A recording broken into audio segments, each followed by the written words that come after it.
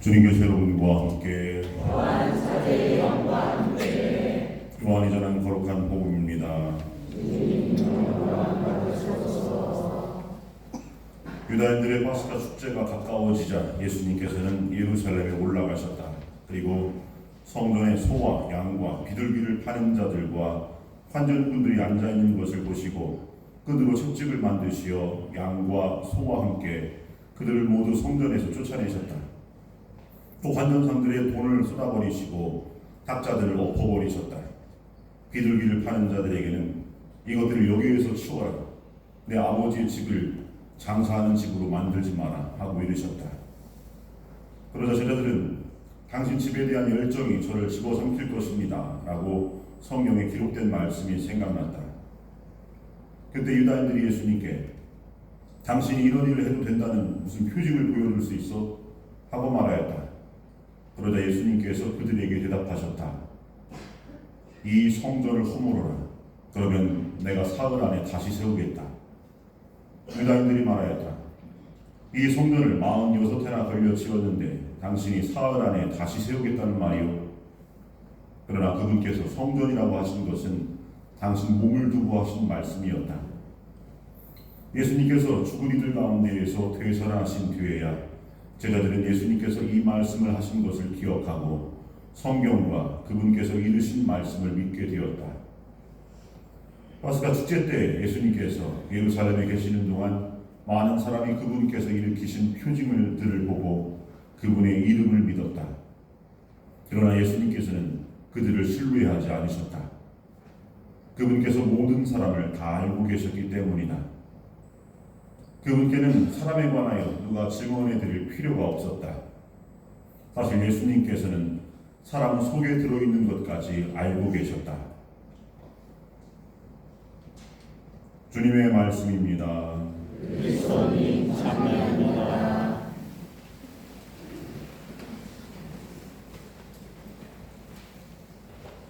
선미 예수님, 반갑습니다. 반갑습니다.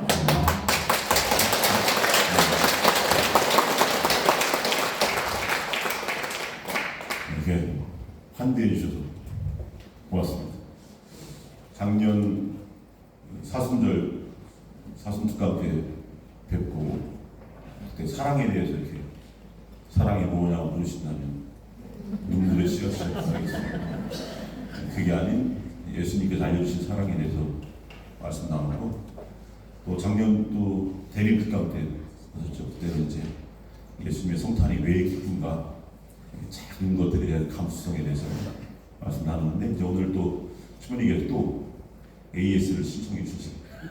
그래서 다시 또 2024년 사순 특강 여러분과 함께 할 수 있어서 우리 본당 주인 주민님과 또 여러분 모두분들께 또 감사드리고 또 이렇게 다시 한번 만나 뵐 수 있어서 정말 기쁘고 또 하나님께 또 감사드립니다. 사실 오늘 사순 3주인 오늘 이제 복명동당에 왔는데 오늘 저를 초대한 데가 한 50군데 했다. 전국적으로 다 뿌리치고 복명동당에. 우와.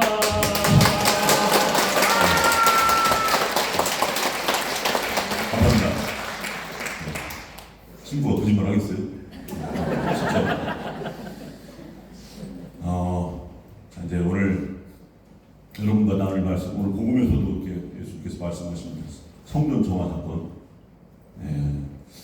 이 관련해서 우리가 정말 부활을 준비하면서 이 시대에 우리가 신앙인으로서 어떻게 살아가야 된다. 이걸 여러분과 함께 나눌 텐데, 성서학자들이 성서를 열심히 연구하는 사람들이 공통적으로 하는 말이 있어요. 예수님께서 결정적으로 이제 죽게 되신 이유가 여러 가지겠지만 그동안 바리사 일부박사, 백성의 원로들, 대사에 이런 사람들 예수님을 없애고 싶어서 호시탐탐 기회만 보고 있었는데 결정적인 계기, 이제 안 되겠다. 예수라는 저 인간 저거 가만 놔두면 안 되겠다. 이제 없애버려야겠다. 죽여야겠다라고 결정적으로 생각하게 된 게 오늘 복음의 이 장면 때문이에요. 오늘 성전에 가셔서 소와 양을 파는 사람들 막 다 뒤집어 엎고 한든 사람들 다 뒤집어 엎고 막 복음서를 전체를 보면 예수님이 가장 과격하게 묘사되는 게 이 장면이에요. 딴 때는 예수님이 다 그냥 아주 온유한 모습으로 이렇게 등장하죠. 좋게 말로 이렇게. 근데 오늘 보면서는 그냥 다 뒤집어 엎고 막 반줄을 채찍 만들어서 막 다 내쫓고 그러니까 한마디로 해서 돌아버린 예수님이. 열받은 거 완전히. 성전을 도둑놈 속으로 만들어놨어요. 그러다 보니까 이걸 보고 본 유다 군중들과 백성의 지도자들이 안 되겠다. 저거 이제 죽여버려야겠다. 결정적인 계기가 된 사건이에요. 왜 그럴까? 이유가 있어요. 다른 건 다 건드려도 그게 두고 보자 했어요. 두고 보자. 막 말로 하면서 막 율법학자 바리사이들 저 위선자들 막 이렇게 해도 꼭꼭 참고 두고 보자. 가난한 사람들 오히려 가난한 사람들 행복하다고 이런 얘기를 막 하고 그 당시 사회적 가치를 다 뒤집어 엎는 말씀을 해도 이 가진 사람들이 율법학자 바리사이들 대사제 백성의 원로들 이런 사람들이 꾹꾹 참고 있었어요. 좀 두고 보자 하다가 결정적으로 이제 예수님을 왜 죽이려고 했냐면 성전을 건드려서 그래요. 성전을 건들면 안 되는데 예수님이 성전을 건드려 버렸어요. 허물어라 이렇게. 허물어라. 그러면 율법학자와 바리사이들을 비롯한 백성의 원로들, 대사제 이런 사람들에게 성전이 어떤 건데 예수님을 죽이려고 이제 결정적인 마음을 먹게 됐을까? 이 성전이 굉장히 중요한 역할을 했습니다. 대사제, 율법학자, 바리사이들 이런 사람들에게. 왜냐? 그들의 권력을 더 크고 견고하게 만들어주는 게 이 성전이었어요. 근데 이 성전을 허물어라 해버리니까 이제 안 되겠다. 죽여야겠다. 이렇게 생각하는 거죠. 지금 오늘 복음에서도 묘사되어 있지만 성전이 원래 성전이 아닌 변질된 성전이 되어버렸어요. 그런데 왜 변질됐느냐? 권력자들이 이 성전을 이용해서 자기들의 권력을 더 단단하게 만드는데 이용했던 거예요. 그러다 보니까 성전이라고 하는 게 이제 본 기능, 하나님께서 현존하시고 우리가 그곳에서 하나님을 만나는 장소가 된 게 아니고 맨 도둑놈들만 들끓는 권력자들의 도구로 전락되어버리는. 이 당시 성전이 어떤 구실을 하고 있었냐? 성전은 사람들을 두 군으로 구분을 합니다. 사람들을 성전에 들어올 수 있는 사람과 들어올 수 없는 사람으로 구분을 해요. 세상에는 두 부류의 인간이 존재해요. 두 종류의 인간. 성전에 들어올 수 있는 사람, 들어올 수 없는 사람. 그럼 성전에 들어올 수 있는 사람은 어떤 사람이 되겠습니까? 의로운 사람들이 의로운 사람. 성전에 들어올 수 없는 사람은 의롭지 못한 사람. 하나님을 만날 수도 없고 제사를 지낼 수도 없어요. 제사 중에서 대표적인 것들이 속죄제사거든요. 속죄제사. 자기 죄를 씻는. 근데 성전에 들어와서 속죄제사를 봉헌해야 되는데 성전에 들어올 수 없으니까 속죄, 자기 죄를 씻을 수가 없어요. 그러면 죽을 때까지 죄인으로 남을 수밖에 없는 거죠. 그러면 여기서 성전에 들어올 수 있는 사람과 들어올 수 없는 사람을 구분하는 기준이 필요하죠. 이 기준이 뭐냐면 율법이었어요. 율법. 오늘로 말하면 법이법. 그러면 이 율법을 해석하는 사람들이 누구예요? 마음대로 해석하고 적용시키는 사람. 오늘로 말하면 법조인들이죠. 이게 누구예요? 율법학자, 바리사이파, 대사제, 백성의 원로들. 오늘로 말하면 판사, 검사, 변호사, 그 출신 정치인들, 국회의원 이런 사람들이. 그러니까 예수님 때 2000년 전에도 가장 힘셌던 사람들이 법조인들이었어요. 국회의원, 판사, 검사, 변호사 그 출신 정치인들 이런 똑같아요. 예수님 때나 지금이나. 자, 이 사람들이 율법을 마음대로 해석합니다. 그래가지고 자기가 가서 저 사람은 마음에 들어. 나한테 후원도 많이 하고 너는 율법에 맞는 사람. 너는 그런 거 후원도 못하고 가난하고 가진 것도 별 볼일 없어요. 너는 율법에 맞지 않는 사람. 율법을 기준으로 해석 내리는 거예요. 성전에 들어올 수 있는 사람, 들어올 수 없는 사람 이렇게. 그럼 누구한테 잘 보여야 돼요? 당연히 율법을 마음껏 해석하는 사람에게 잘 보여야죠. 율법학자와 바리사이들한테 잘 보여야 돼. 사제들한테 잘 보여야 돼. 이렇게 되면 이렇게. 그럼 여기서 성전에 들어갈 수 있는 사람들과 들어갈 수 없는 사람들, 여기서 들어갈 수 없는 사람은 대부분 어떤 사람이 되겠습니까? 힘도 없고 돈도 없고 빼꼼 사람들. 그런 사람들 율법을 잘 지킬 수가 없어요. 그럴 여유가 없으니까. 안식일은 쉬어야 됩니다. 근데 안식일은 일해야 돼요. 쉴 수가 없어. 이런 사람 어떤 사람들이에요? 가난한 사람들이죠. 그 사람들은 맨날 안식일법을 어길 수밖에 없어요. 그런 사람들은 죄인이죠. 이 죄를 씻으려면 제사를 봉헌해야 돼요. 성전에 들어가서. 근데 재물을 살 돈도 없어요. 양과 염소를 그냥 비둘기 살 돈도 없어요. 그런 사람들은 뭐 제사도 못 지내죠. 이게 이렇게. 그래서 그 당시 성전에 들어갈 수 있는 사람과 들어갈 수 없는 사람을 판단할 만한 기준은 율법이고, 그 율법을 마음껏 해석하는 사람은 법조인들, 율법학자, 대사제들, 바리사이들이기 때문에 그 사람들의 권력을 지키는데 성전이 이용된 거예요. 그리고 성전에는요, 그냥 와서 제사를 봉헌할 수 있는 게 아닙니다. 이스라엘 전체에서 성전이 한 군데밖에 없어요. 어디요? 예루살렘. 네.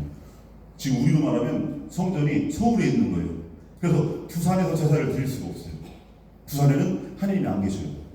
하나님이 어디 계셔요? 서울에. 거기에만 성전이 있습니다. 지금 이스라엘에 갈릴레아에서는, 저 북쪽 갈릴레아에서는 제사를 지낼 수가 없어요. 성전이 없으니까. 성전은 예루살렘에만 있습니다. 그들의 수도 예루살렘에만 있으니까. 그래서 제사를 지내려면 예루살렘까지 꾸역꾸역 와야 돼요. 그 먼 길을 걸어서 와야 돼요. 그러니까 이제 이 율법학자 바리사이들이 여러분들 그 번제물로 바칠 제물까지 끌고 올라가면 얼마나 힘드니까. 그러니까 성전에서 그 번제물을 팔 테니까 요거 와서 사면 됩니다. 양, 소, 비둘기 이런 것들 성전에 와서 사면 됩니다. 그러면 성전에서 사는 것이 쌀까요? 비쌀까요? 비싸지. 영화관 같은 데 가서 거기 매점에서 뭐 사 먹으려면 비싸요. 딴 데서는 또 못 갖고 계세요. 영화관에 파는 것만 먹으러 오지. 그리고 저는 성전에서만 파는 번제물 값을 몇 배로 뻥튀기 시켜서 받는 겁니다. 이게 얼마나 불합리해요. 근데도 불구하고 딴 건 무효. 딴 데서 갖고 오면 무효. 성전 도장 찍힌 것만 유효하고. 이렇게 해버리니까 어쩔 수 없이, 할 수 없이 그냥 10만 원이면 살 걸 100만 원 주고 제물을 사버리는 거예요. 이렇게. 그런데 그것도 그냥 하는 게 아닙니다. 번제물을 그냥 파는 게 아니에요. 그 당시 이스라엘은 어느 나라의 식민지였어요? 로마의 식민지였어요. 그럼 이스라엘 화폐라고 하는 건 별로 구실을 못해요.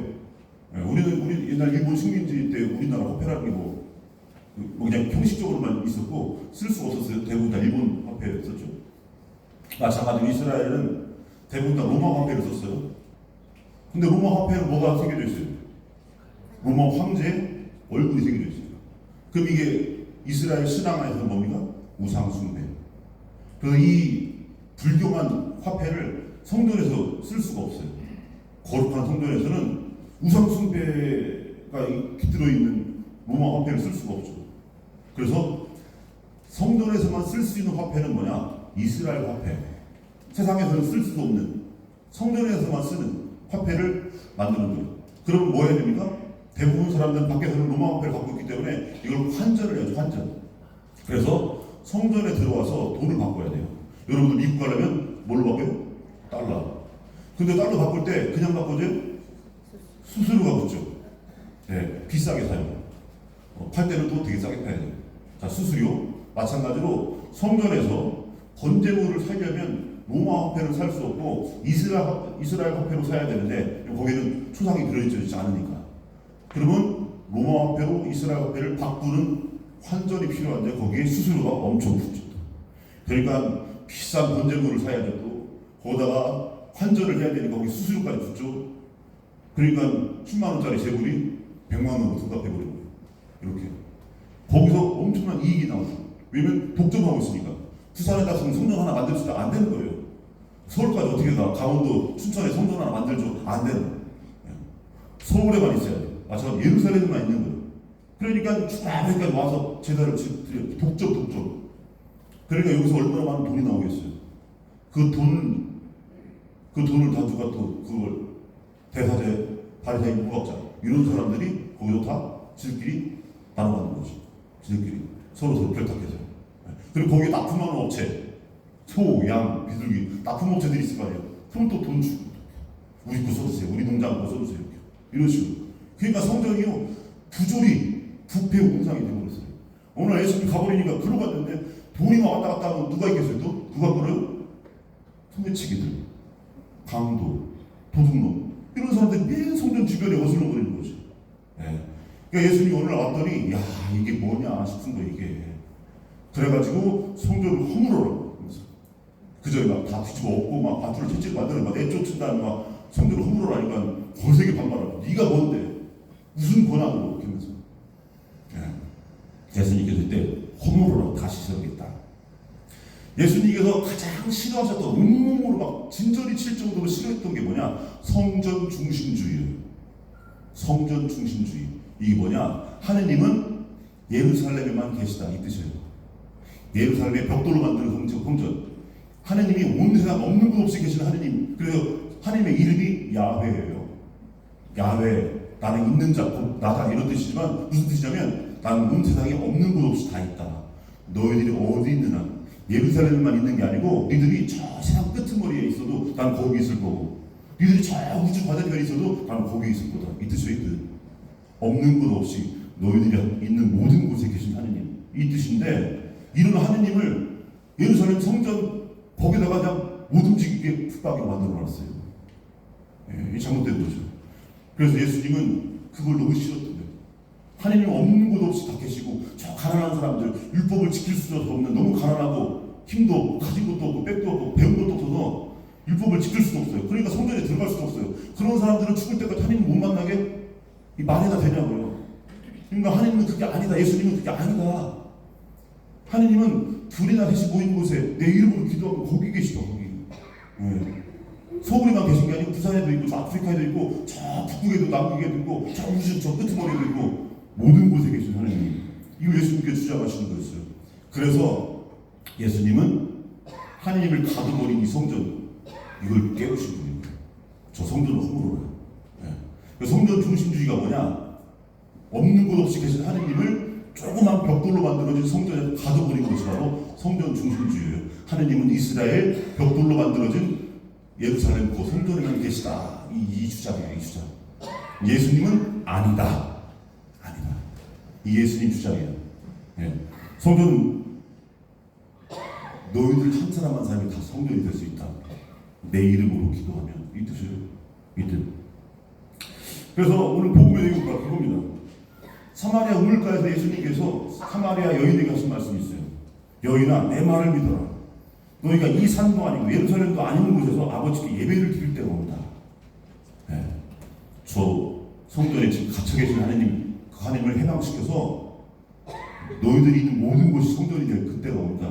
당신이 그걸 이루어내셨죠. 마태복음 18장 19절 20절을 보면 이렇게 말씀하십니다.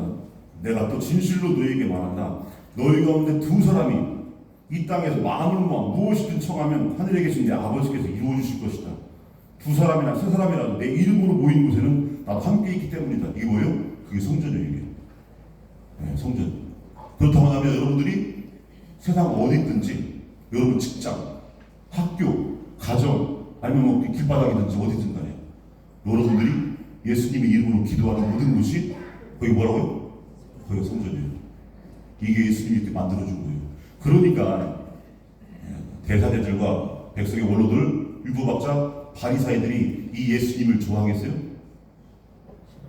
그들의 권력과 그들의 부를 창출해주는 도구로 전락해버린 성전을 예수님께서 무력화시켜버리는데 세상 모든 것이 성전이라고 얘기하는데 이제는 안 되겠다. 죽여야겠다. 이렇게 됩니다. 이게 예수님 죽음의 배경이에요. 자, 성전 중심주의. 이걸 예수님이 너무 싫어하셨어요. 하나님을 가둬버리는 거. 원래요, 성전의 원형이 뭐냐, 원형. 성전의 원형은 이동식 성전이에요. 하나님은 없는 곳 없이 다 계시기 때문에 성전도 세상 모든 곳이 성전이 될 수 있고, 그래서 그래도 눈에 보이는 어떤 성전, 그게 이스라엘 백성들이 뭐였냐면 계약의 궤가 모셔지는 바로 그죠? 그런데 구약 성서를 보시면 아시겠지만 계약의 궤는 어떻게 돼요? 붙박이에요? 아니요. 가마처럼 어깨에 메고 다녔어요. 계약의 궤에 이 장대를 꽂을 수 있는 고리가 달려 있었고 그 고리 작대기 두 개 딱 꿰 다음에 어깨에 메고 다녔어요.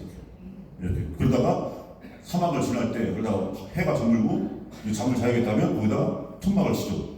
성막이라고 하죠. 이게 성전이었어요. 그러니까 이스라엘 백성들이 어디 있든 성전이 따라다녀요.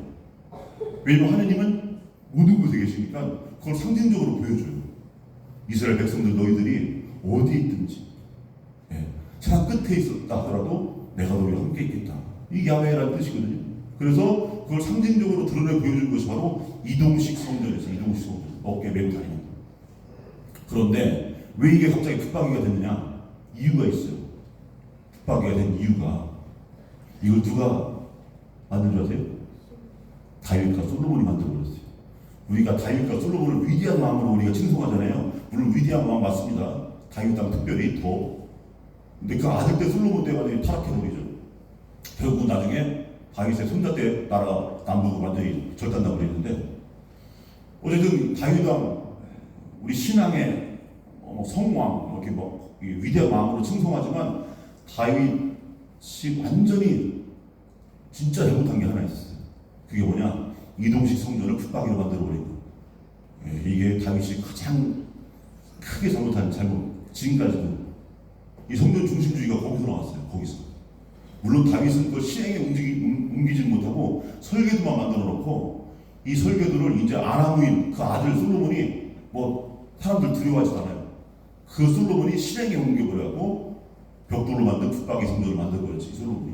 다윗이 계획을 세우고 솔로몬이 실행에 옮기고 이렇게 만들어진 이동식 성전이었는데 어느 날 솔로몬이 아니 다윗이 왕이 됐어요.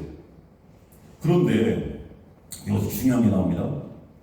이스라엘 백성들에게 왕은 누구냐면 누구 있어요? 이스라엘 백성들에게 왕은 한 분밖에 없어요. 누구? 하느님. 하느님. 이게 바로 신하의 계약에서 신하의 광야에서 맺은 계약이에요. 우리 그리스도인들이 우리들의 신앙의 뿌리이면서 동시에 유대교 신앙의 뿌리, 우리 모두 그리스도인들의 신앙의 뿌리가 바로 신하의 광야에서 이루어집니다.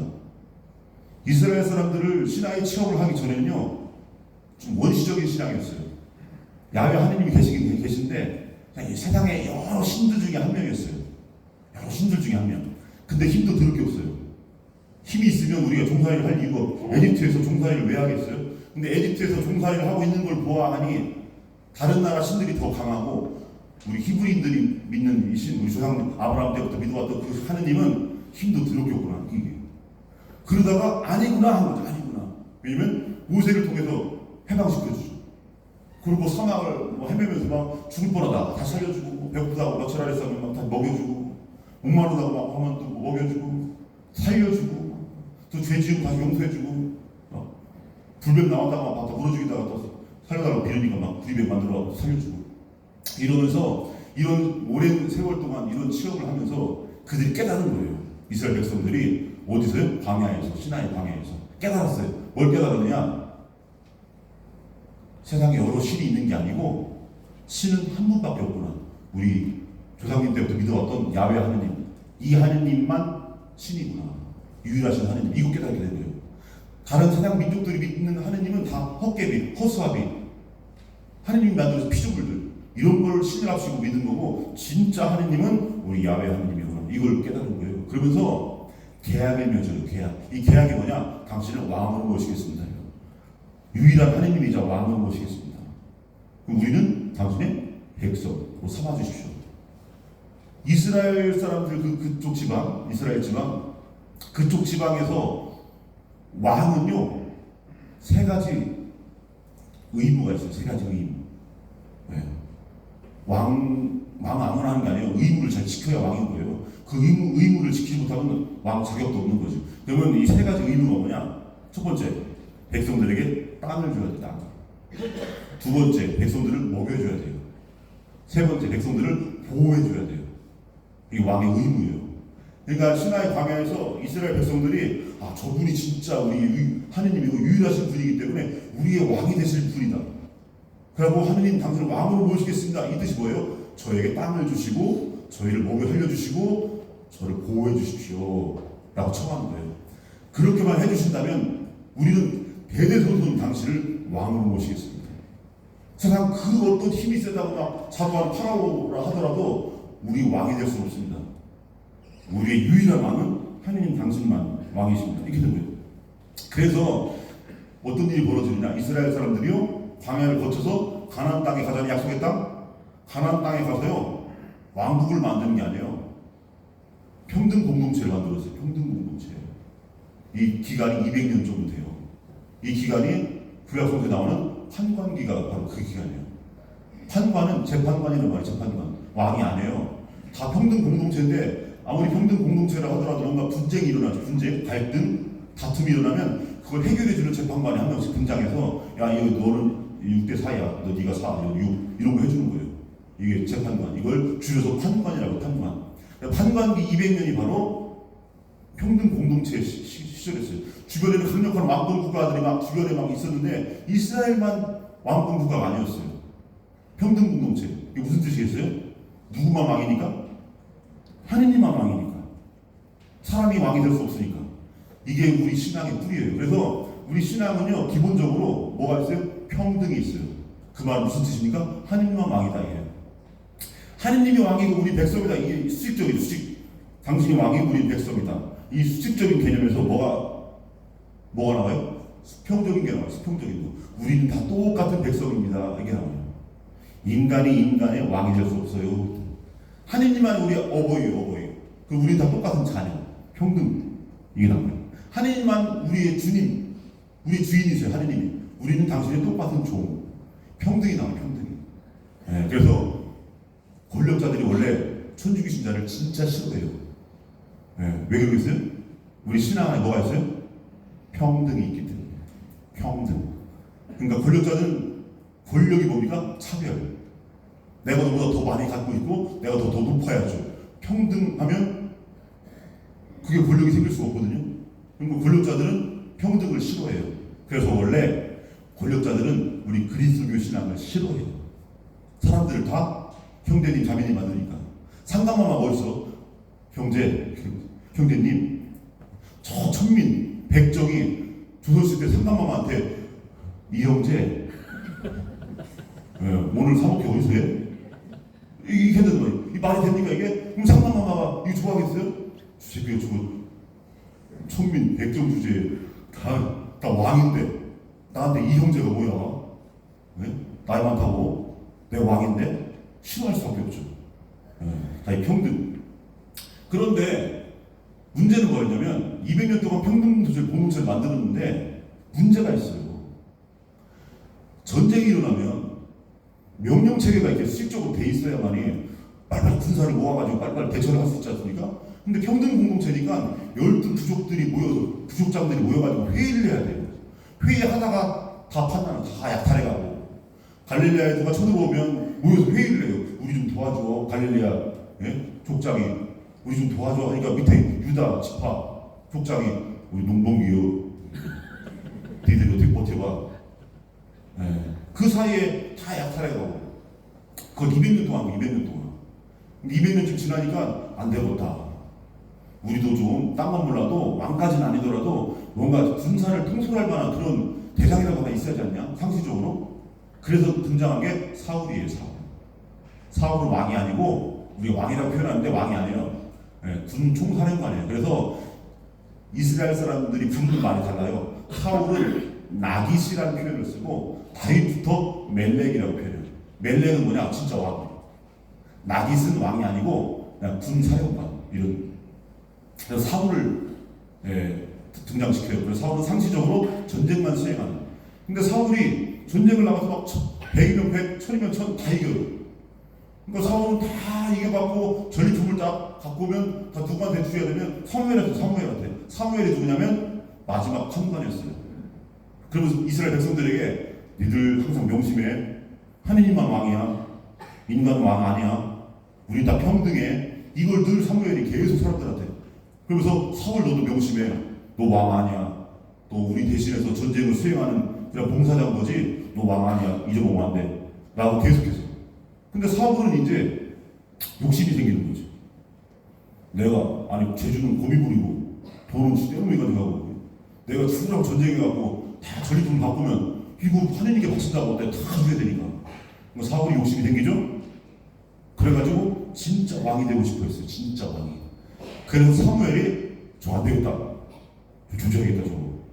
다시 말 잘 듣는 놈 하나 세워놓고 사울은 없애버려야지. 해가지고 사울을 대신할 사람 하나 세웠어요. 이게 누구겠어요? 이게 다윗이요. 그 다윗도 멜렉이 아니고 나깁, 그냥 심부름꾼, 군 총사령관 요걸로 만들려고 했는데 다윗은 더 큰 욕망을, 야망을 지닌 사람이었어요. 사무엘이 사람 잘못 본 거죠. 사무엘이 다윗의 7형제들 쭉 보면서 쟤 사울이랑 비슷해. 안 되겠어 하다가 맨 마지막 막내 다윗을 보니까 쟤는 뭐 싸움도 할 줄 모르고 그냥 수금이나 뜯고 그냥 예를 들면 기타나 치고 가지고 이런 스타일이니까 쟤 꼭두각시 하나 세워놔야겠다 해갖고 다윗을 뽑았는데 다윗이 호랭이 생겼던 거죠. 그리고 다윗을 통해서 사울을 딱 내쫓았어요. 내쫓았더니 그 다윗이 사무엘까지 내쫓아버린 거예요. 그리고 강력한 군사력으로 통일을 해버렸어요. 그러면서 이제 내가 왕이야 해버린 거예요. 그런데 이스라엘 백성들이 이 말을 듣겠어요? 안 듣지. 왜냐면 이스라엘 사람들에게 누가 왕이라고요? 하느님만 왕이죠. 하느님만. 그러니까 다윗이 아무리 왕관을 쓰고 있어도 이스라엘 사람들은 다윗을 너 왕 아니야 이렇게 하는 거예요. 너 왕 아니야. 하느님만 왕이야. 너는 심부름꾼이야. 옛날에 사울이랑 똑같아. 이스라엘 백성들이 그렇게 보는 거예요. 그러니까 다윗이 불안해요, 안 불안해요? 불안하지. 나도 내가 사울을 없애버렸지만 또 어떤 놈이 등장해갖고 나를 또 갈아치면 어떡해요? 다윗은 늘 불안한 거예요. 그래갖고 좋아. 신도시를 건설해보자. 예루살렘이라는 도시를 딱 건설했어요. 옛날 이성계가 한양 만들듯이 예루살렘에. 그리고 자기 왕궁을 멋지게 세웠어, 왕궁을. 근데 아무도 거들도 안 가요. 이스라엘 백성들이 어디만 쳐다보고 있겠어요? 계약의 교회가 모셔져요. 계약의 교회만 보고 있어요. 계약의 교회만. 그러니까 다윗이 아무리 멋있게 궁전을 전화도 아무도 안 가요. 예루살렘은 거들떠도 안 가. 그래서 다윗이 머리를 썼어요. 저 계약의 교회를 어디다 갖다 놔요? 예루살렘에다 갖다 놔야지.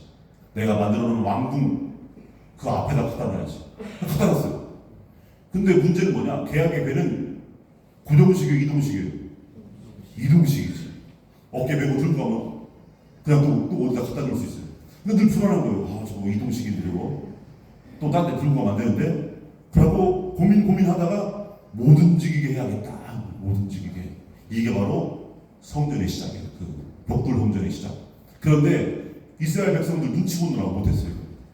이스라엘 백성들에게 성전은 모든 곳에 있는 건데 붙박이로 있는 곳이 아니에요. 어깨를 메고 하나님께서 우리가 있는 모든 곳에 다 계시는 분이기 때문에. 그래서 다윗은 그 생각을 머릿속으로만 갖고 있다가 솔로몬한테 얘기해주고, 솔로몬이 뭘 우리 아버지는 뭘 그런 걸 눈치를 봐. 예? 그냥 하면 하는 거지. 새끼들이 뭐 왕이 하라고 까라고 하는 거지 새끼들. 그러면서 솔로몬이요 군사력만 있었던 게 아니고 경제력까지 있었기 때문에 서로 눈에 뵈는 게 없어요. 그래서 하면 하는 거지 하고 시켜갖고 인부를 시켜서 벽돌 성전을 만들어 놓고 이제 못 움직여 하고 계약의 배로보다 딱 못 움직이게 붙박이로 만들어 놓은 게 이스라엘 성전의 역사예요. 그러면서 이 성전이 어떤 역할을 했다고요? 성전에 들어올 수 있는 사람과 들어올 수 없는 사람 이렇게 구분시켜 놨고, 그 성전을 중심으로 해서 바리사이파, 율법학자, 대사제들 이런 사람들 배를 불리는 역할을 그때부터 시작했던 거예요. 솔로몬 그때부터. 그리고 그때 권력을 또. 하느님은 평등한 하느님인데 모든 사람들이 하느님의 백성 똑같은 하느님의 자녀, 하느님의 종 다 평등한 건데 이놈의 성전 때문에 어떤 게 벌어지면 성전에 들어갈 수 있는 사람 없는 사람 차별이 생겨요. 차별이. 사람과 사람 사이에 차별이 생겨요. 그럼 차별이 뭡니까? 권력이 생기는 거지. 거기서 그것을 결정짓는 사람들, 이 권력이 생기는 거예요. 여기 계신 분들이 한 150분이면 여기 계신 분들이 다 100억 원씩 나면 100억 원씩. 그럼 여기 권력이 생겨요, 안 생겨요? 안 생겨요. 다 똑같이 100억 원이 있으면 100억 원이 뭡니까? 일자리 동그라미 몇 개요? 네, 이럴 줄 알았어. 네. 100억이라는 개념도 없지 뭐. 100만 원만 있어도 큰 돈인데 뭐. 동그라미 10개. 일자 옆에 10개. 자, 이 100억 원을 여기 계신 분한테 다 나눠드렸어요. 그럼 여기에서는 다 평등하지 권력이 안 생겨요. 근데 이 중에서 한 분한테 1000만 원을 드리고 나머지 분들한테 10만 원을 드리면 이 1000만 원은 권력이 돼요. 야, 오늘 점심 내가 고기 좀 쓰려고 하는데 보고 싶으면 나한테 붙어. 그러면 딱 붙죠. 야, 줄 서 있습니다. 어디 너 뒤로 와. 딱. 이 권력이 되는 거예요. 나는 1000만 원 있고 나머지는 10만 원밖에 없습니다. 여기 계신 분들이 다 왕이에요. 다 왕이에요. 그럼 여기 권력이 있어요, 없어요? 없어요. 이 중에 한 분이 이장님이죠, 이장님. 나머지는 그냥 다 아무것도 안 해요. 그럼 이 이장이 권력자가 되는 거예요. 내 말 들어요? 그래서 저기 저 마을 일리 여러분 그래서 오늘 아침 6시에 나오세요. 안 나온 사람은 국물도 없어요. 그래서 그러면 나와야 돼. 비료 공짜로 나눠준다니까. 이장 권력이죠. 이장. 그래서 다 평등하면요 권력이 생기잖아요. 근데 이 성전이 벽돌로 만든 성전이 차별을 만들어. 차별을. 들어올 수 있는 사람, 들어올 수 없는 사람. 또 그것을 마음껏 해석할 수 있는 사람, 권력이 생기는 거죠. 예수님 때 그것이 굉장히 오랜 세월 동안, 그 오랜 세월 동안 이게 성전이 권력화되었던 거예요. 그게 이 성전을 허물어라 하는 거죠. 자, 바로 이게 성전 중심주의, 성전 중심주의. 근데 성전 중심주의는 같이 쌍둥이처럼 뭐가 딸려오냐면 성직 중심주의. 성전 중심주의는 성직 중심주의가 돼요. 왜냐? 성전에는 누가 대빵해요? 신부님이. 신부님 대빵. 제가. 이거가 직무사제예요. 직무사제. 성전에서 제사를 봉헌할 수 있는 특권을 가진 사람. 이게 사제들이죠. 성직자들이죠. 그래서 성직 중심주의가 되는 거예요. 여러분들은 아무것도 하면 안 된다. 다 관계자의 출입금지. 제대에 올라가지 마세요. 가운데 어디라고 여기 성당 함부로 다니고 이쪽으로 다니고 하면서 성당 안에 여러분들 할 수 있는 게 별로 없어요. 신부님들이 다 하지. 그죠? 여러분 뭐 세례 물론 비상세례 주실 수 있지만 정식 세례도 못 드릴 수 있고 뭐 성체성사를 거의 집중할 수 있어요. 뭐 고해성사를 줄 수 있습니까? 성사는 다 신부들이 하죠. 뭐 여러분도 와서 그냥 구경만 하면 되는 구경만. 이게 보니까 성직 중심주의. 자, 여기서 이제 기가 막힌 일이 벌어진다. 기가 막힌 일이 예수님 시대에 그렇게 예수님이 싫어했던 성전 중심주의와 성직 중심주의를 예수님께서 깨우시면서 우리 모두가 다 사제가 되게 만들어줬어요. 이게 뭐냐? 보편사제직인데 2000년이라는 시간이 흐르면서 예수님이 그렇게 싫어했던 성전 중심주의와 성직 중심주의를 다시 우리가 반복하고 있어요. 이게 어떻게 드러나느냐? 코로나가 있어요. 코로나가 우리의 신앙이 지금 옛날에 예수님이 정말 싫어했던 온몸을 던져서 그 성전 중심주의를 깨부수고 성직 중심주의를 깨부셨는데 그래서 다시 모든 곳이 성전이 되게 하고 모든 사람이 사제가 되게 만들어줬는데 이걸 교회가 다시 성전 중심주의를 다시 만들어 놓고 성직 중심주의를 다시 만들어 놨네. 이거 모르고 살다가 뭐 때문에 알게 되냐면 코로나 때문에 알게 돼. 코로나 때문에. 코로나가 우리에게 알려준 정말 중요한 교훈이에요. 왜요? 우리가 우리 안에 잃어버린 선교적 감수성. 모든 곳이 성전이 되고 모든 사람이 다 사제가 될 수 있었던 건데 이거 잊어먹고 있었어요. 이거 코로나가 알려줬어요. 코로나가 2020년에 참고했죠. 2020년 벌써 4년째 됐습니다. 지금도 다 적응해가지고 이제 뭐 마스크도 안 끼고 이렇게 뭐 죽겠어. 이게 근데 초창기에는 막 죽겠네 막 그래서 막 죽을까봐 막 더더 떨면서. 근데 지금은 이제 많이 적응했어요.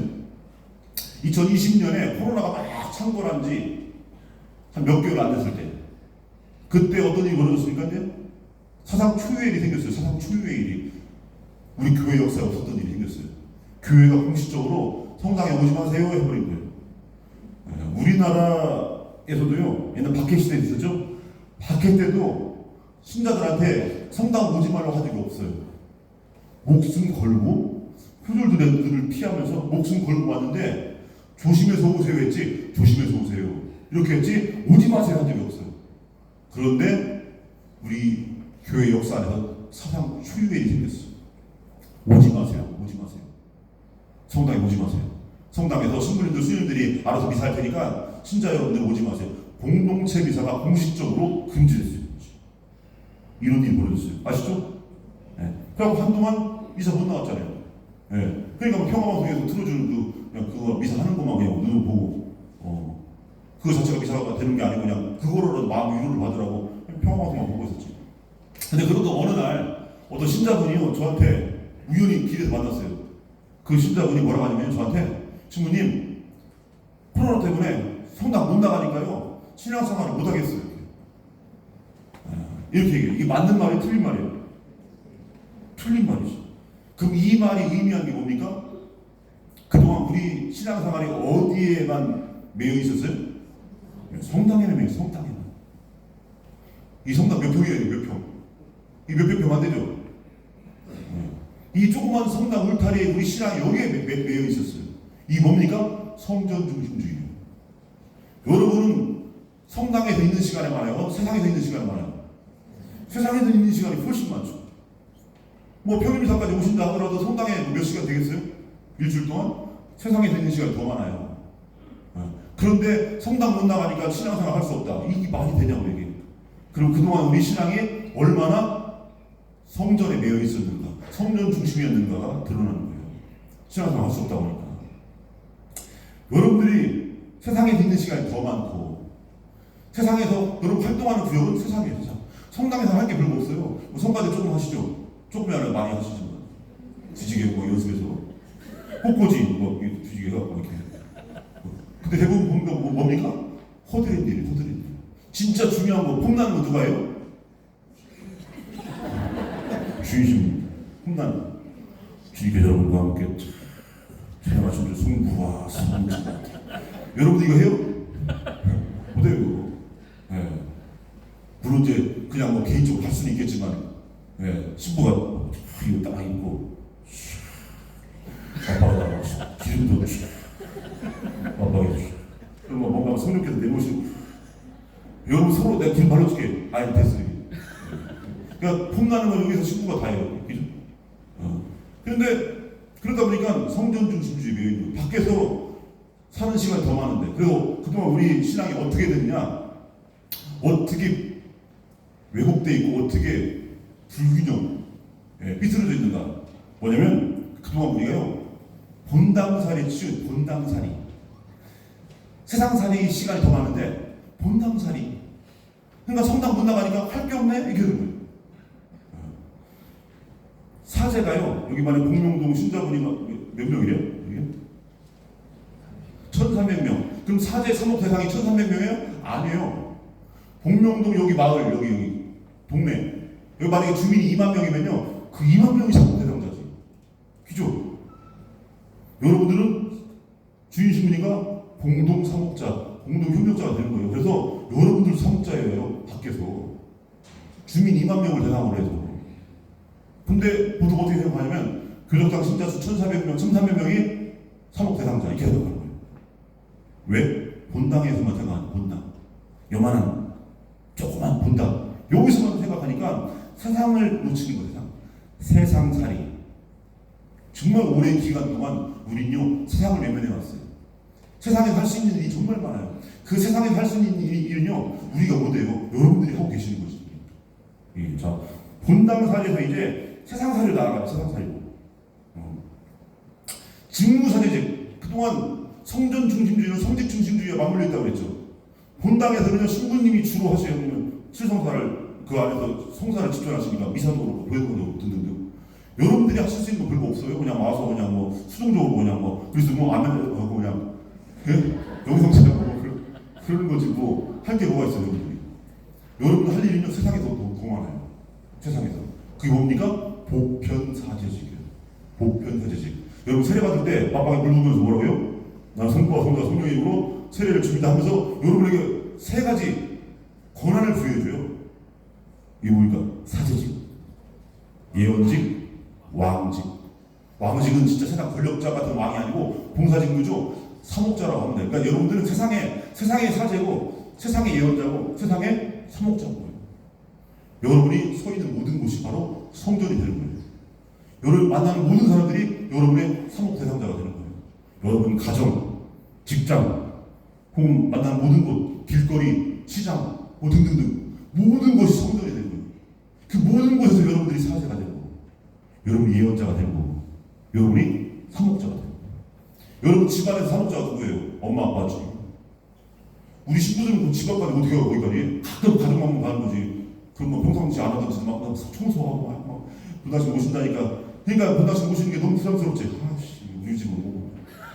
근데 가족만만 간다니까 막 그건 어찌다 하는 거죠. 가족만만. 실질적으로 평상시에 여러분 가정의 사제는 엄마 아빠고, 예언자도 엄마 아빠고, 사업자도 엄마 아빠예요. 네? 학교, 직장 그것도 말할 것도 없어 다. 여러분들이 이게 뭐냐? 보편사제지. 이걸 그동안 잃어버리고 이제는 그것을 여러분들이 다시 되찾아야죠. 세상에 할 게 너무 많아요, 여러분들. 할 게. 너희는 온 세상에 가서 모든 피조물에게 복음을 선포하라. 예수님께 제자들에게 하신 사명인데 온 세상, 그 어디입니까? 온 세상이 저 아프리카 오지, 저 북극, 남극 이거 아니에요. 온 세상이 어디냐? 이미 여러분들이 가 계신 곳이 온 세상이에요. 예를 들어서 어느 대학교, 저 서울대, 연세대, 고려대 이런 유명한 대학교 거기에 청소 노동자 그분들 휴게실이 제대로 없어. 그분들 점심밥 어디서 드시냐면 화장실에서. 그래서 그것 좀 해달라고 시위하니까 그 대학생 이놈이 그 청소 노동자 그 자매님들을 고소했어요. 시끄럽게 하고 공부 못하겠다고. 나쁜 놈들이. 네? 그래서 점심 먹을 때 거기서 화장실에서 먹고 냄새는 화장실에서 휴게실 하나 만들어달라고 해도 그리고 돈 많은 그 명문대학교에서 그걸 안 써요. 휴게실 하나 만들어주면 되는데 밥 먹을 공간. 그럼 여기서 점심 때 그 냄새나는 화장실에서 점심 먹어야 하는 바로 그 장소 거기가 세상 끝이에요. 너는 온 세상에 가서 그 세상 끝 거기에 이미 여러분들이 가 계셔요. 거기서 복음을 선포하는 사람 누구겠어요? 여러분들인 거지. 여러분 직장, 여러분 만나는 사람들 이게 다 세상 끝이에요. 온 세상이에요. 온 세상. 이미 여러분이 가 계시고 여러분들이 그들과 말을 나누면서 여러분들이 예언자가 돼서 말씀을 전하는 거예요. 여러분들이 우리 신부들 볼까요? 알지 못하고 여러분들이 다 가 계셔요. 예. 이게 바로 여러분들의 보편사제직입니다. 보편사제직. 이제 성당과 전례라고 하는 오늘 7시 반 이상 10시 이상 이런 전례 시간은 정해져 있죠. 1시간 혹은 30분 정도 이렇게 성당이라는 울타리에서 성당과 전례에서 세상과 일상, 여러분들의 일상 신앙생활은 여기 성당에서 미사하는 1시간 혹은 30분 이게 신앙생활의 전부여서는 안 되고 물론 이게 중심이 될 수 있어요. 중심. 그런데 세상에서 여러분들이 보내는 모든 일상 속에 만나는 모든 사람들 그 모든 곳이 바로 여러분들의 신앙생활이 이루어지는 곳이란 말이에요. 이게. 근데 코로나 때문에 신앙생활 못하겠다는 게 말이 되냐고 이게. 안 되는 거지. 할 게 얼마나 많은데. 그죠? 여러분 집에서, 직장에서, 세상에서. 이제 믿을교리에서 이제 어디로 나가냐? 사회교리. 그동안에 맨날 믿을교리. 예, 믿을교리 뭡니까? 사도신경 믿을교리요. 전쟁과 천주성부, 천주의 성주를 저 믿나이다. 무슨 막 예? 영원한 삶을 믿나이다. 아멘. 그냥. 대표적으로 한 4개로 줄여봐라 하면 천주 존재, 뭐 강생 구속, 삼위일체, 삼선바라 이런 것들이죠. 막 교리 시간에 막 설명해요. 신부님이 혹은 수녀님이 막 설명해요. 그리고 삼위일체 교리 막 설명하니까 신부님이 그 도대체 이해가 안 되는데요. 어떻게 하느님이 세 분인데 한 분이에요? 도대체 말이 안 되는 거 아닙니까? 나 도대체 이해가 안 갑니다. 그럼 뭐라고 합니까? 설명하다가 답답하니까 믿는 거예요. 믿는 거예요. 그거 자꾸 따지고 묻고 따지고 하지 말고 아무것도 묻고 따지고 뭐 보험 선전하는 것처럼 아무것도 안 묻고 안 따지는 게 아니고 그냥 믿는 거예요. 하면 안 되는 거죠. 근데 설명을 못해. 삼위일체를 어떻게 설명해? 막 말로 교리실에 앉혀놓고 예? 어르신들 막 할머니도 앉아 계시고 뭐 젊은 사람들 같이 껴있지만 삼위일체 교리는 뭐냐면요 막 설명하다가 이해가 안 되는데요. 최후의 수단 뭡니까? 믿는 거요. 믿음으로 묻지 말고 빠지 말고. 예. 어떻게 하느님이 눈이 보이지 않는 하나님 어떻게 인간이 되십니까? 예수님이 하느님의 아들이라는 게 좀 이렇게 살짝 그런데요. 어떻게 하느님인데 어떻게 인간이 되지? 막 설명을 해요. 그분이 우리를 사랑하셔서 당신 사랑을 몇 대까지 해주셔갖고 막 내려오셔갖고 도대체가 그럼 뭐랍니까? 믿음이 없구만. 믿음이 없어. 믿는 거예요. 그렇게 안 믿으면 세례 줄 수가 없어요. 믿는 거 그냥 묻지도 마 따지지 말고. 알겠습니다. 세례 안 줄까 무서워. 예. 그냥 믿으면 그냥 믿으라니까. 그렇게 해요. 그런데 믿을 교리 말로 설명될 수 있는 게 아니라니까요. 그럼 뭘로 설명합니까? 그건 세상을 보면요. 하느님은 보이지 않는 하느님이 어디 계세요? 세상에. 그래서 보이지 않는 하느님을 우리가 알 수 있으려면 세상을 봐야 돼요. 세상 속에 있어요. 세상 속에. 천주 존재. 하느님이 계시구나.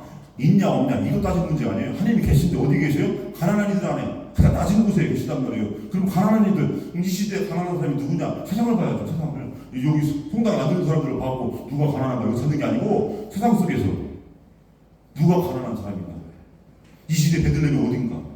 말구이가 어떤 건가? 여기다가 말구이 막 반짝반짝 빛나는 거 막 여기다 장식해다네요. 이거 가짜 말구이고, 여기 가짜구이고. 이 세상에 진짜 베들레헴 마구간이 어딘가 봐야죠. 크게 뜨고. 예? 세상을 보면 보여요. 하느님이 어떻게 존재하시는지. 어떻게. 가난한 사람들의 울부짖음 속에서, 그들의 아픔과 신음 속에서, 거기서 우리 보고 구해달라고 하느님이 막 계속 울부짖는 거예요. 너희들의 사랑으로 우리를 살려라. 그게 너희들 모두가 사는 길이다. 이걸 계속해서 우리 메시지를 주는데, 세상은 안 바라보고 분이실 앞에 앉아가고 그냥 뭐 화이트보드나 보면서 뭐 이렇게 구하고 막 서로 뭐 라틴을 몇 마디 막 헛소리거리고 막 해요. 뭐 이해가 되겠어요? 안 되는 거지. 그러니까 뭘 떠올리니까 맨날 하느님 생각하면 미켈란젤로가 그린 막 천지창조 이런 거는 막 머릿속에 있는 거예요. 세상을 봐요, 세상을. 삼위일체. 이거 되게 쉽습니다. 무슨 막 어떤 분은요 그걸 다 멋있게 설명한다고 태양이 있고 거기서 빛이 나오고 열이 나오니까 태양 본체는 성부고 거기에 막 빛은 예수님이고 열은 성령입니다. 뭔 소리야 이게? 그게 무슨 하느님이요? 그게 태양, 빛, 열 막 이런 거. 그래서 스스로 막 너무 설명을 잘한 것 같아. 개분이 씨 설명. 그러면 하느님은 그럼 성령은 열이에요 열? 그래서 비치고 뭐 살짝 비스무리한 것 같아서 뭐 이상한데 이렇게 삼위일체는요 세상 속에 대부분 여러분들이 가장 잘 이해하시는 삼위일체 원자래요. 부일심동체. 이거 부부가 피 한 방울 안 섞였는데 어떻게 하나가 돼요? 뭐 때문에? 사랑하면. 성부 성자 성령이 각자 다른 세 위격이 왜 하나가 되냐? 완전한 사랑으로 하나가 되는 거예요. 그래서 그러면 반대로 얘기할 수 있죠. 사랑이 없으면 어떻게 돼요? 하나 있던 것이 쪼개지는 거지. 대표적으로 뭡니까? 남한과 북한. 우리 같은 형제 자매인 우리 한 가족이 서로 깨졌어요. 남한, 북한이 막 서로 지금 막 죽이네 살리네 막 많이 못 잡아먹어 난다리죠. 왜겠어요? 왜? 하나 있던 것이 왜 두 개가 됐어요? 갈라져갖고 사랑이 없으니까. 이게 삼일체 신비를 이해할 수 있는 거예요. 세상 보면 어느 집안이 막 갈라져서 맨날 싸우고 막 형제들끼리 갈라 싸우고 뭐가 없어서 그래. 뭐가 사랑이 없으니까. 네. 그러니까 삼일체 신비는요 사랑의 신비. 세상을 보면 알아. 세상을 보면. 근데 세상은 바라보지 않고 교리실에 앉아갖고 이것을 뭐 태양이 어떻고 햇빛이 어떻고 막 열이 어떻고 하니까 뭐 도대체 이해할 수 있나? 이해 못하니까 그게 도대체 이해가 안 되는데요. 믿는 거예요? 그런 거지. 네. 그냥 윽박지는 거예요. 강생 구속. 보이잖아요. 하나님이 어떻게 우리 인간에 따른 게 도대체 치가 이게 아니고 사랑을 하게 되면 같아지고 싶어요. 기죠. 그러면 둘이 차이가 너무 커. 하나님과 인간의 차이가 너무 크죠. 그럼 둘 중에 같아지려면 누가 우리가 올라가야 돼요? 그분이 내려와야 돼요. 우리 못 올라가요. 그래서 그분이 내려온 거예요. 사랑을 하면 같아지고 싶어요. 이거 세상을 바라보면 이해할 수 있어요. 상감마마가 천민 아가씨를 사랑하게 되면 천민 아가씨가 그 지위까지 올라오는 게 쉬워요? 상감마마가 내려가는 게 쉬워요? 상감마마가 내려가는 게 쉽지. 이게 강생의 신비라니까요? 이게 예수 성탄의 신비예요. 그러니까 하나님이 인간이 된 거예요. 우리 못 올라가니까. 왜? 같아지고 싶어서. 네. 우리를 당신처럼 만들어주려고. 이게 성탄의 신비라니까요? 이걸 세상을 보면 이해할 수 있는데 허무한 날 이걸 갖고 그냥 교리실에 앉아갖고 이걸 막 설명을 하니까 이게 이해가 되나? 사회교리라. 사회교리. 세상을 바라봐야 돼요. 믿을 교리만 얘기하면 안 되고 믿을 교리는 사회교리를 통해서 이해가 되는 거예요. 상선벌합. 하느님은 잘 사는 사람한테 상을 주시고 불쌍한 놈들한테 벌 주신다. 나 얘기하니까 누가 딱 손들고 주변에 근데 궁금한 게 있습니다. 뭔데요? 근데 어떻게 세상을 보니까 나쁜 놈들은 더 잘 사는데요? 열심히 사는 사람들은 뒤지고 살고 돈 있고 후손들은 막 뭐가 찢어지게 가난하고 막 친일파 후손들은 막 똥똥거리면서 막 지금도 막 정치인 뭐 이렇게 뭐 없는 거 없이 막 돈도 많이 벌고 어떻게 된 겁니까? 상선벌합. 예? 나쁜 놈은 더 잘 사는데 어떻게 된 겁니까? 물어보면 뭐라고 해요? 신부님이 죽으면 지금 말고 지금은 안 되는 거고 나중에 죽으면 천당하고 지옥 가는 거예요. 아니 우리가 사는 게 이 세상인데? 아니 이 세상 말고 죽으면 그럼 우리가 여기 모여가지고 죽을 때까지 그냥 죽어서 그냥 천당하게 되시거나 지옥 가게 뭐 이게 뭐 이러는 거 이게? 죽을 때까지? 막 죽을 때까지? 아니란 말이에요. 그러니까 세상을 바라봐요. 그럼 상선벌합은 뭐냐? 그럴 수 있게 하라는 사명인 거예요. 우리가 그럴 수 있게 아무리 가난해도 영예롭게 사람들한테 박수 받으면서 야, 저 사람 가난하지만 정말 훌륭한 사람이다. 이렇게 박수 받고 아무리 돈이 많아도 나쁜 짓 저지르면 감옥 갈 수 있게.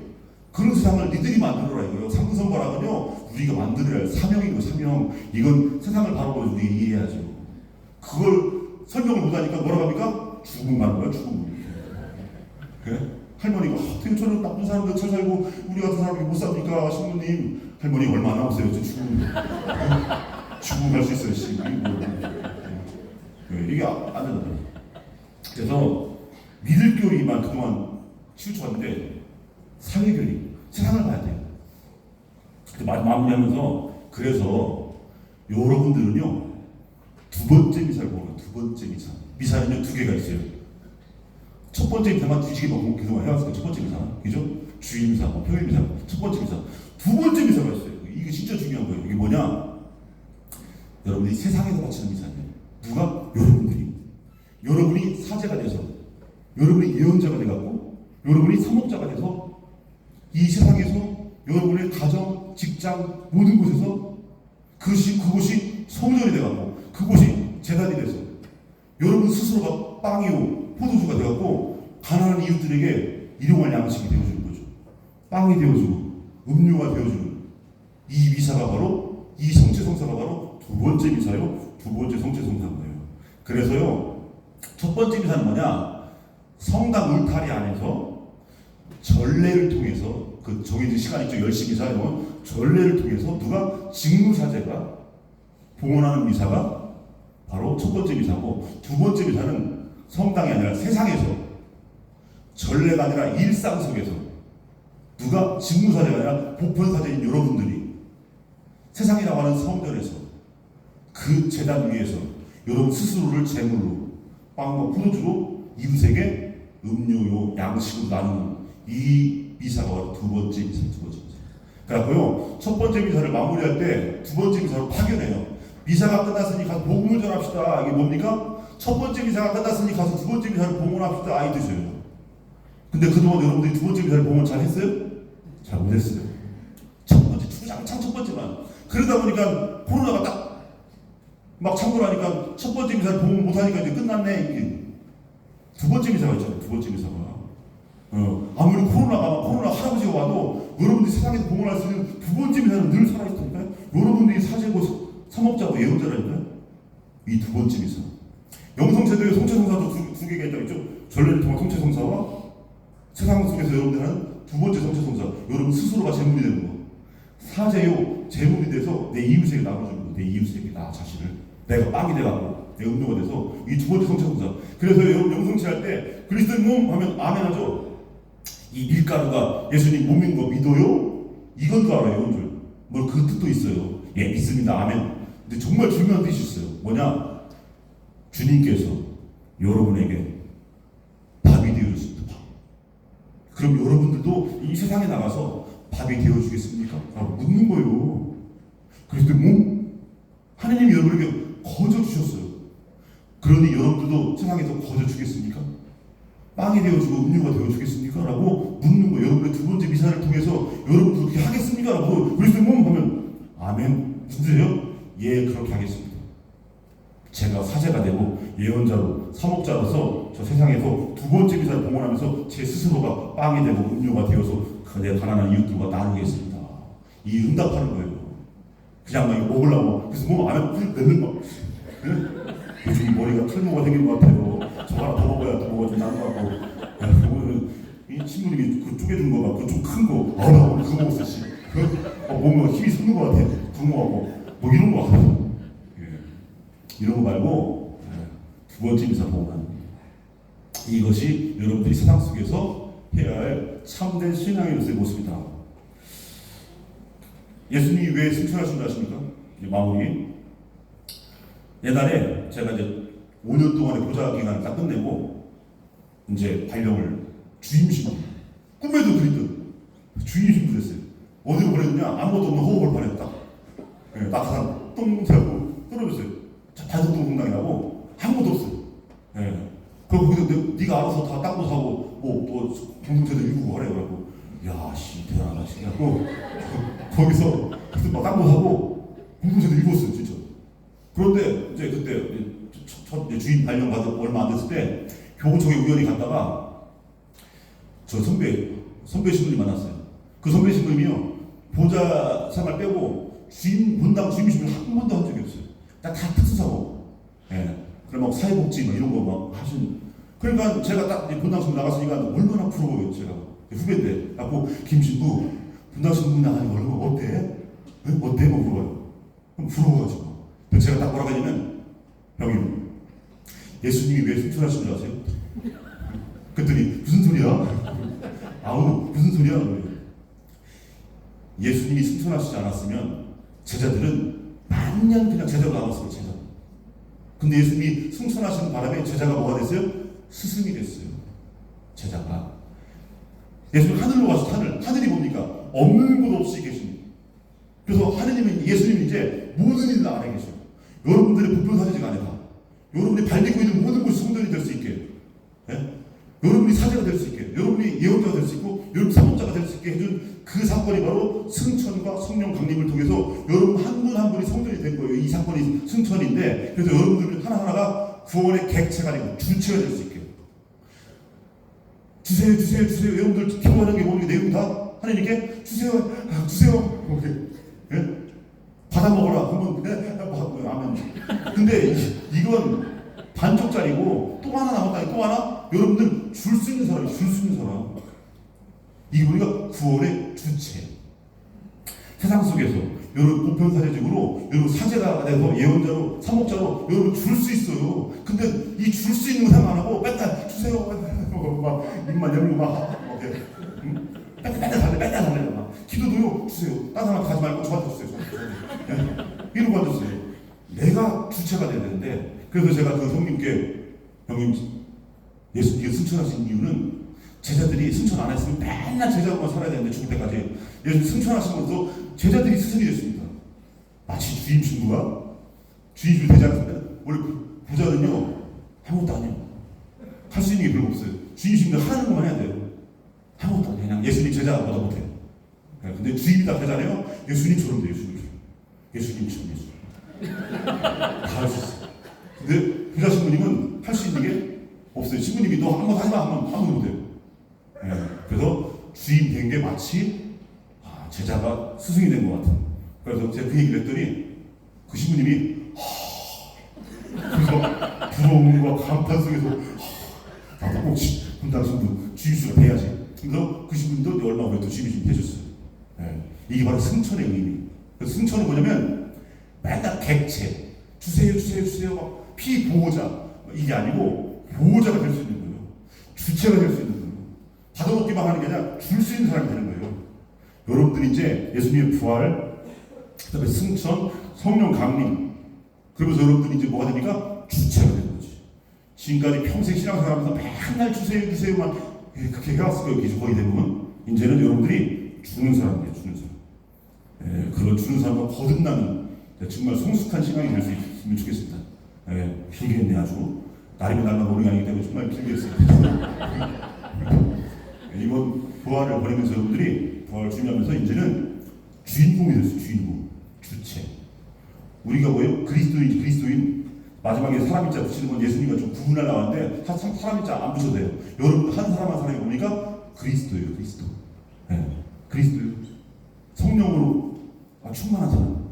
그래서 여러분들이 이제 사람들을 먹이는 사람이 돼야 되고 여러분 직접 세상 속에서 두 번째 기사를 거행하는 사람이 돼야 되죠. 여러분이 스스로 나 자신을 내어주는 사람이 돼야 돼요. 이게 여러분들이 바로 주체가 되는 주체. 그동안 피보호자로만 살았으면 이제 여러분들이 보호자가 되어야죠. 이 성숙한 신앙의 여정을 여러분들이 이제 또 이번 기회에 또 한 걸음 한 걸음 잘 걸어갔으면 좋겠습니다. 긴 강론 잘 들어주셔서 고맙습니다.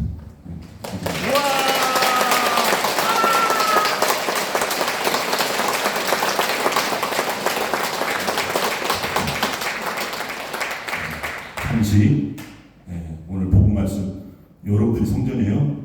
내 안에 계신 하느님 마음을 느끼면서 잠시 묵상하겠습니다.